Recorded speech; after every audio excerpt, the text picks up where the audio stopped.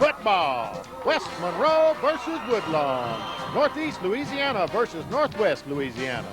No better way to warm up a season than to start with cross-state rivalries. Breen would rush for 129 yards and score 4 touchdowns against the Knights. Here's his first TD. Then Woodlawn would put together a drive and get in for a score before the first half. West Monroe did go into the half with a 14-7 lead, but had given up 103 yards on the ground before halftime.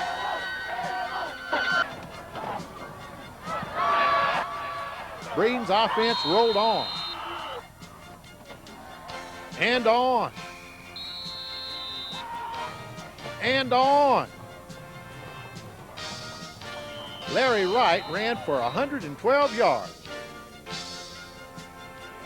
The Rebels totaled 300 yards on the ground and put up 38 points.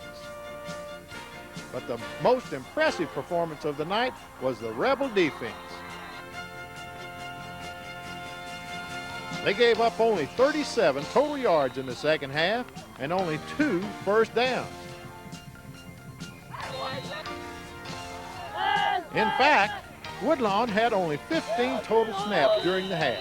We could go on listing defensive credits, but this is television, so let's watch the credits and listen to some of these crunches.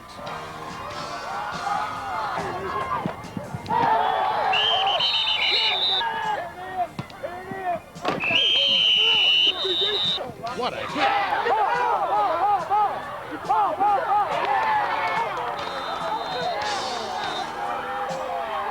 It wasn't a total loss for the Knights. They did get a late touchdown against the second unit with only 38 seconds to play. Rebels put this game away early, winning 38-14.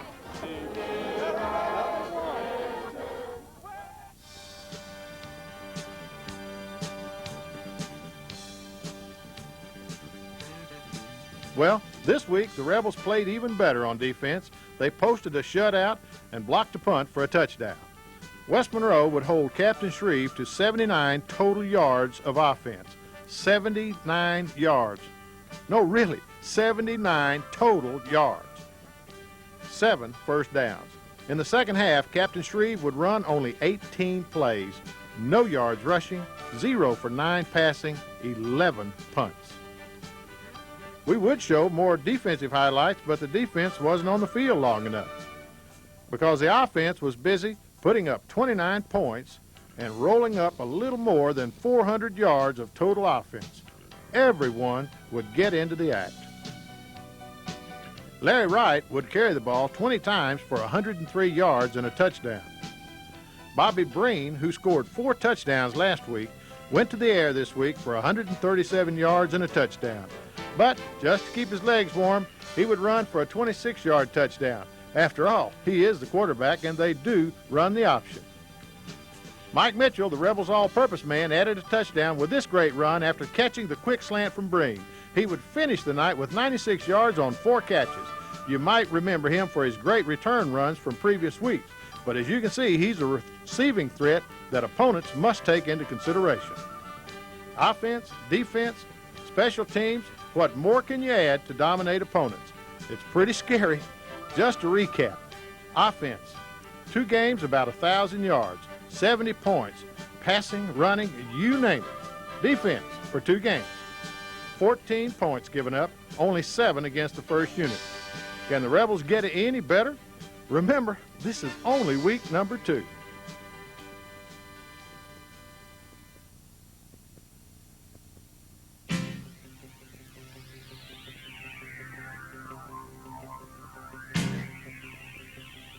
Rebels would turn the ball over 4 times to Carroll, and the Bulldogs were able to take advantage of the gimmies.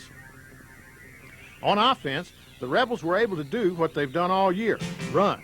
214 yards on the ground, and they would add 100 yards in the air. Here's how the game went. Breen would score from 1 yard out. Carroll's Ernest Pratt would return the ensuing kickoff, get this, 85 yards for the touchdown.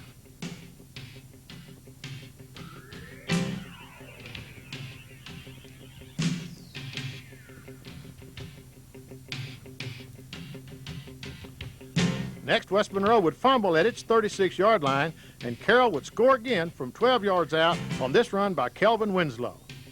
But West Monroe would strike again. Bobby Breen scored for the second time on a 21-yard run to give the Rebels the lead. Third quarter, Breen would score again from 5 yards out. He would finish the night with 115 yards rushing and another 100 in the air. Then trouble would start. The Rebels would fumble at their own 43, and Carroll would use 8 plays before Boris Richard ran it in from 2 yards out. The momentum changed. Rebels by 1. Breen drops back and is picked off. The Bulldogs would put up a shaky drive, helped by a face mask call, and would score from 14 yards on this pass to Marvin Williams. Carroll wins 26-21. West Monroe, like Ruston, played well enough to win on both sides of the ball. The offense had 315 total yards, and the defense only gave up 130. The difference, turnovers. West Monroe is not used to giving the ball up, and don't think Coach Shows will let them get used to it.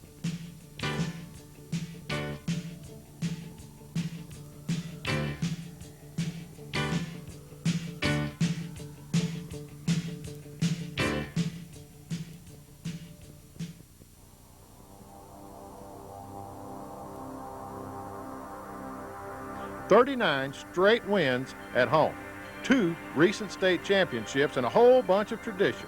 This is the kind of game North Louisiana football fans are accustomed to." West Monroe struck first with a 28-yard run by Larry Wright. He would finish the night with 125 yards and 2 scores. Haynesville's tradition-rich running attack produced a 70-yard score by Tyrone Kingsby. West Monroe added another first quarter score on Tommy Banks' 13-yard run. Banks was subbing for Alfonso Bell, who left the game early because of an injury. Banks would carry 11 times for 62 yards. Defense would dominate the rest of the game. Both teams would yield plenty of yardage on the ground, but would not give up the big play. The Rebels would run for 251 yards and add only 44 in the air. The Golden Tars would put up a similar number, 212 on the ground and 32 in the air. But the Rebels would only surrender 7 first downs to Haynesville. West Monroe would break the defensive game in the fourth quarter when Larry Wright broke away for a 51-yard scoring run. The Rebels would win this cross-state showdown 21-7.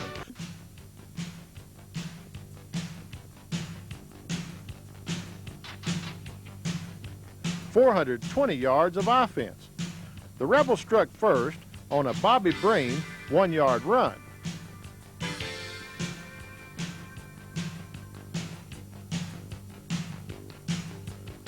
Then, Breen would hit Jason Navarro on a 50-yard TD toss.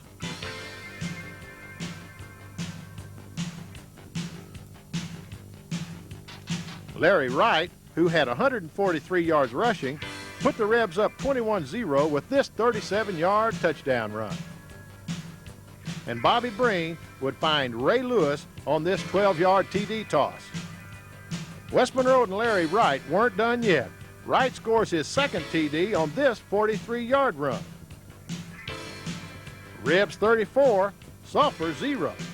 And just for kicks, Trey Long would add a 28-yard field goal to finish the scoring, Rebs 37, Sulphur 0.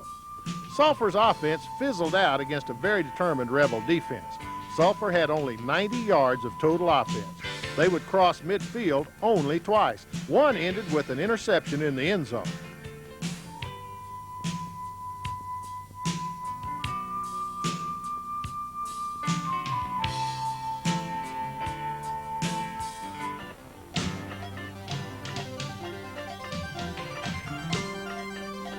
That tension's in the air, and most of that tension comes from the West Monroe side of the field. Coming into the game, the Rebels were just 2-28 against Neville since 1963. The Rebels had to swallow a lot of pride over that 30-year span, so you know the smiles didn't come easy, and neither did their 27-20 win. It was a nail-biter. Both teams had their ground games working, and the Rebels' ground game would score first. From 61 yards out, Larry Wright, 12 carries, 136 yards on the night. West Monroe 7, Neville 0. Tiger ball. Cade Carter completes a Neville drive with a 9-yard run. Game tied, 7-7. Rebels, Bobby Breen. My turn from 8 yards out. West Monroe up 13-7. Neville, excuse me, pardon me. This is our stadium. Thank you very much. Arnold Morehouse from 1 yard out. Tied again, 13-13. It's halftime. Let's review. It's been 13 years since West Monroe has beaten Neville. The score is 13-13. It's Friday, but it's not the 13th. And the Rebels' star quarterback wears the lucky number 7. Rebels, in the third quarter, Breen from 4 yards out, Rebs 20-13. Tommy Banks, 86 yards on 22 carries. Bulls into the end zone to give the Rebels a 27-13 lead and a little breathing room. But Neville isn't done yet. Hold your breath. Arnold Morehouse from downtown, 61 yards. Neville closes the gap, 27-20. Now time becomes a factor. Crowd's on its feet. District game and bragging rights on the line. Fumble! Oh boy! Neville gets another chance. They drive to the 7-yard line. Time's running out, and it's 4th and 2. Dyer, back to pass. Rob Arledge on the sack. West Monroe wins it. West Monroe wins. West Monroe wins.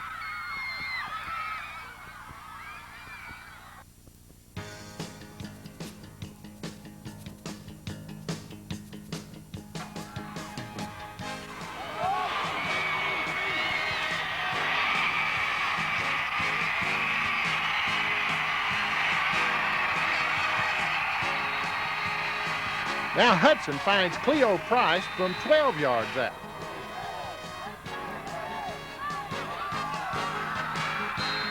Ouachita 14, West Monroe 0. Things started to look bleak for the Rebels.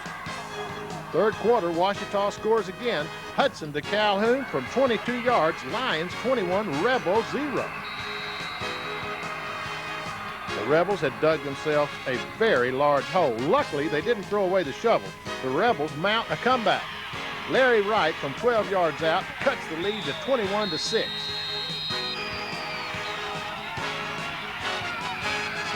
Alfonso Bell set up the Rebels' next score with this 65-yard run.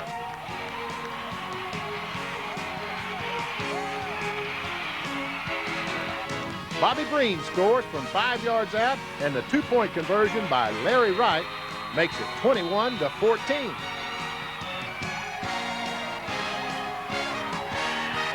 Bobby Breen scores from 1 yard out, and we're tied at 21. West Monroe puts up 415 yards of total offense. Alfonso Bell had 157 yards rushing. Breen would throw for 109 and run for 62, and Larry Wright would add 79 yards on the ground. So the comeback was not a fluke. The Rebels dug themselves out of a hole against one of the best teams in the state and had forced the game into overtime. This was a spectator's game, District 258. These games should come with warnings on the back of the ticket.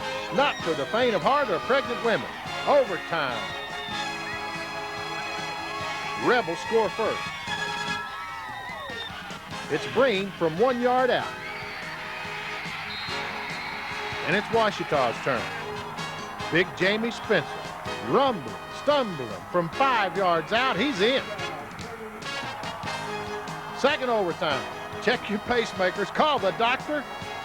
It's Spencer from 4 yards out. Lions by 7. It's 4th down. Breen runs the option. Keeps it himself. And the Lions stop him at the 1 yard line.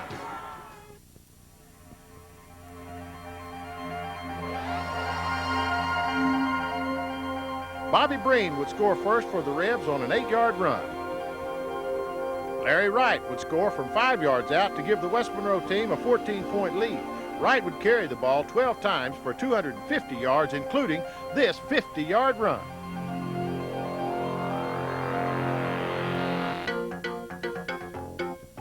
Next, Larry Wright would get his third TD on this 10-yarder. And Bobby Breen would score from 1 yard out to give the Rebels a 35-20 halftime lead. The Rams didn't roll over in this game as many outsiders would have expected. They closed the gap on the Rebels in the second half. But the Rebels' offense proved too much for the Rams. The Rebels would put up 570 yards of total offense. 423 of it was on the ground. The Rams added another 500 yards of offense, and most of it was in the air. This game would come down to who had the ball last with time to put it in the end zone.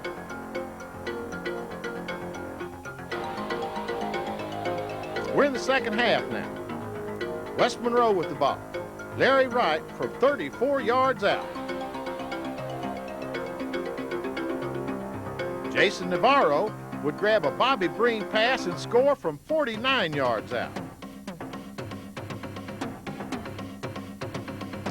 But the Rams would keep scoring. They would score on a 50-yard pass with 3:04 to play in the fourth. A two-point conversion would give the Rams their first lead at 48-47. West Monroe would get the ball back, however. It's 3rd and 6. Breen scrambles for the first down. Navarro catches a Breen pass and pulls his way for a 27-yard gain. Breen options out for a 13-yard gain down to the Rams' 3-yard line. 24 seconds to play. The Rebels were in this position against Washita 2 weeks ago. Breen runs the option, keeps it himself, and scores from 3 yards out.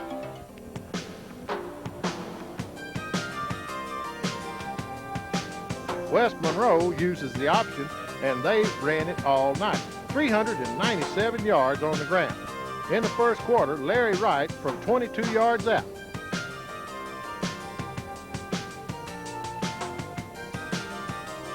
Alfonso Bell from 7 yards out. No, really, it was Alfonso. Second quarter, Tommy Banks from 8 yards out. West Monroe's defense contributed just as much as the offense. Rob Arledge would scoop up a fumble and return it 26 yards for a score. Still in the second quarter, Bobby Breen, he keeps it and rambles 86 yards for the score and a 35-0 lead. There goes Bobby. Green Oaks would get on the board before halftime with this 19-yard run. But it's the Rebs 35 and Green Oaks 8. In the second half, more rain, more cold, and more scores. Rebels, Alfonso Bell from 25 yards out. Next, Corey Black from 14 yards out.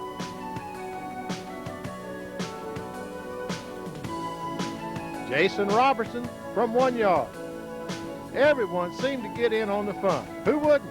It was too cold to stand on the sidelines. Green Oaks would put the last points on the board, a 23-yard run that closed the gap. Closed it to Rebels 58 and Green Oaks 16.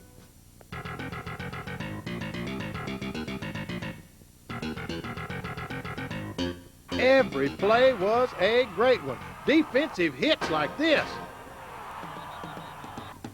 Bow! And blocks. The Rebs score first when Lance Jackson blocks the punt and Darren Moody recovers it for the touchdown. Second quarter, Larry Wright, the Rebels' explosive back, their go-to man in a crunch, finds the hole and uses his track speed to ramble 45 yards for the Rebels' second TD. It's West Monroe up by 14. Hey, I can run like that. Hey, look at me. Pretty good, huh? Bearcats fight back into this one before halftime and close the gap 14-6. Second half, more defense on both sides of the ball. Rebels get a 20-yard field goal by Trey Long.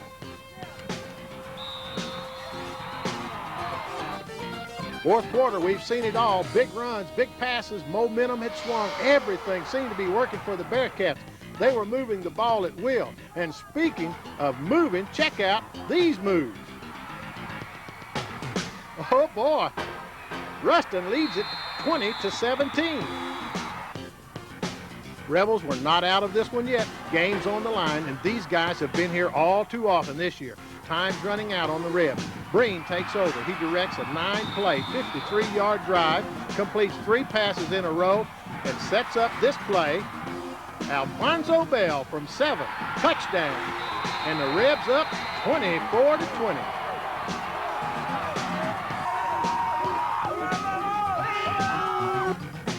Bearcats get another shot from the 33-yard line. It's 4th and 5. But the Rebs hold. The Rebs hold.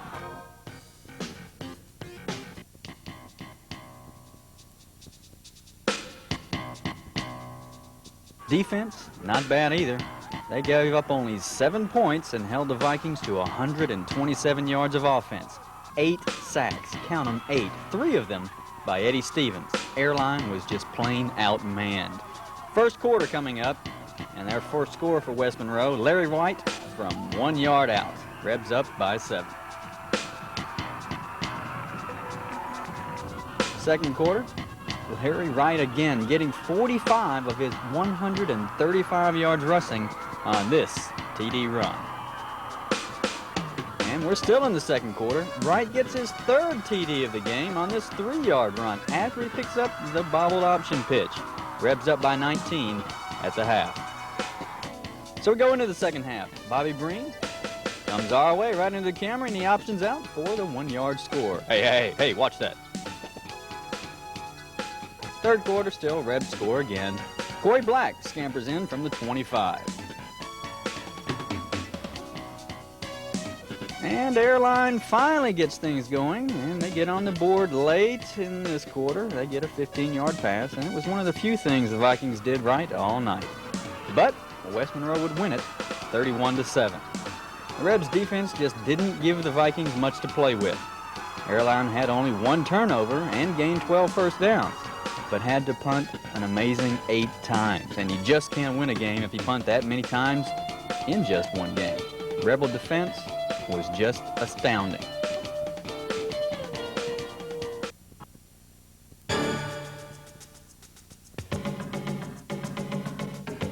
The total yardage output for Ruston was their lowest since 1991 when, you guessed it, West Monroe beat them that game 27-6.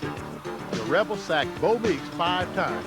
3 of those sacks led to Rebel points. In the first quarter, Larry Wright from 37 yards out, it's Rebels up by 7.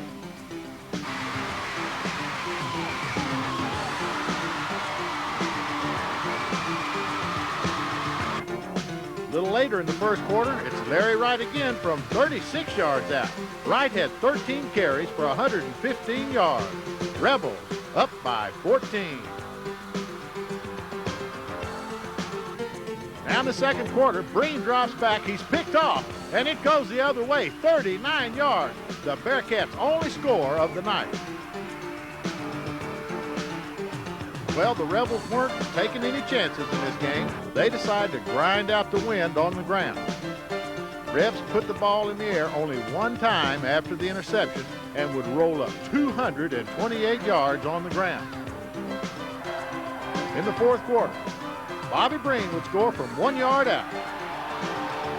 Kick would fail, but the Rebs win it 20-7. The kicking game is still far from perfect for the Rebs, and if you remember last year's state championship game, kicking will make or break you. But when your defense is shutting down opponents like the Rebs have, there might not be quite as much pressure.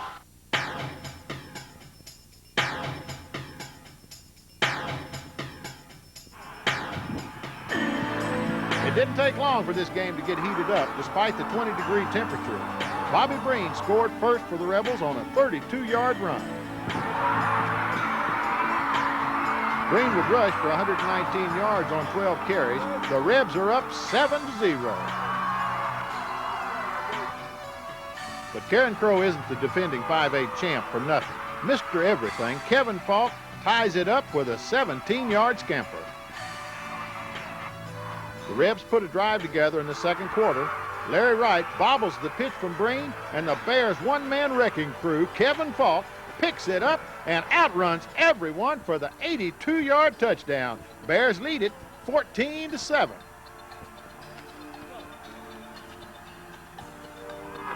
But the Rebels weren't about to let one man beat them. Breen gets away from the option game and finds Jason Navarro alone in the flats, and Navarro finds his way to the end zone for the 58-yard play. We're tied at 14. Now on to the second half. Karen Crow puts a drive together. Kevin Falk breaks away for a big gainer. This guy lived up to every bit of his hype. Falk flips it over from the 2 for his third TD of the game. He rushed for 176 yards and accounted for all the Bears' points. Now it's Bears 20, Rebs 14. Rebs turn to what got them where they are, the option.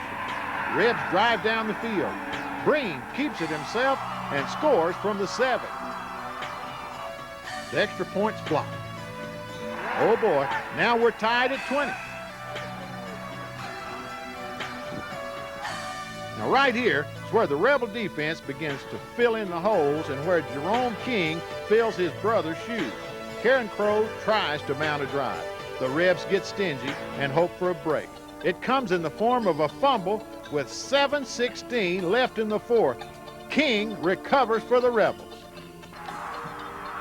11 plays later with 3:03 left in the game, 4th and 1 from the 15. Larry Wright takes the pitch, breaks loose for the score, and Rebs get the lead 27-20. But it's not over until you stop Mr. Falk, and that's exactly what the Rebs did. The Bears got their own 4th down play with 1:59 to play. Falk calls his own number on the sweep, but the Rebels read it. Falk is stopped, and so is their bid for the second state championship. Larry Wright seals the game with this 3rd and 10 run.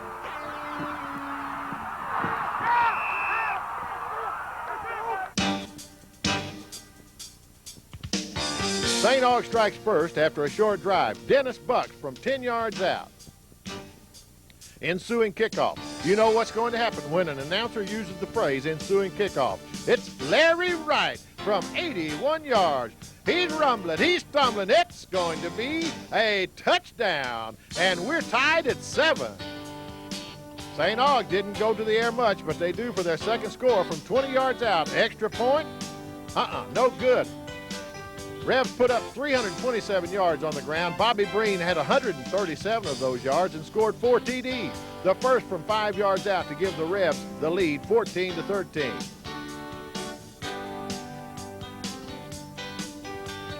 Second quarter, Breen gets his second TD on a 1-yard plunge and increases the lead 21-13.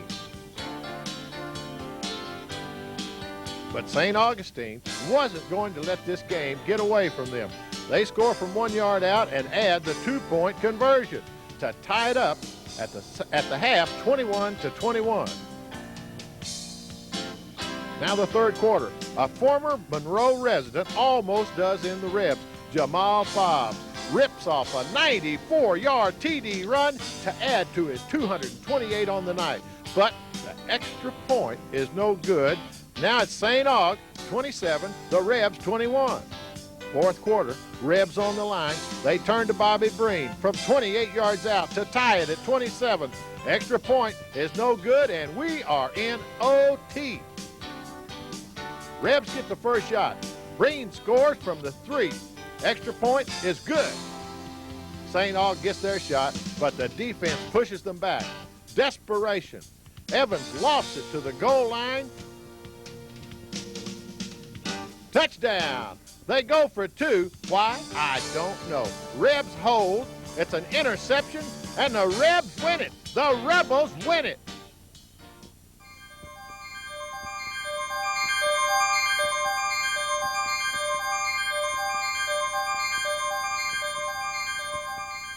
West Monroe had fought its way through the jungles of District 2 5A. They had hacked their way through the 5A playoffs to end their journey here, the Louisiana Superdome.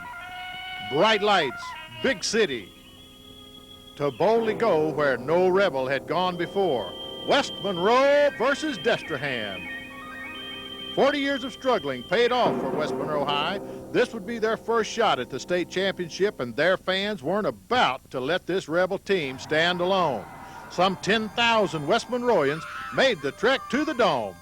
But in the end, It was just a handful of teenagers who would bring the trophy home for West Monroe High.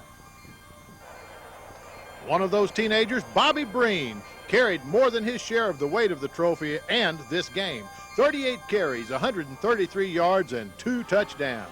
The offense would put up 320 yards, rushing 70 times for 309 yards, chewing up 30 minutes off the clock, and keeping Destrehan off the field.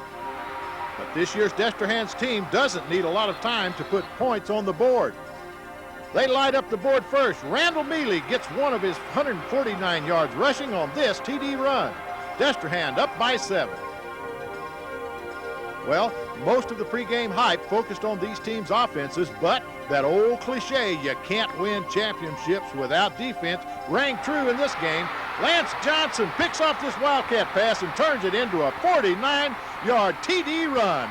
Rebs tie it up at 7.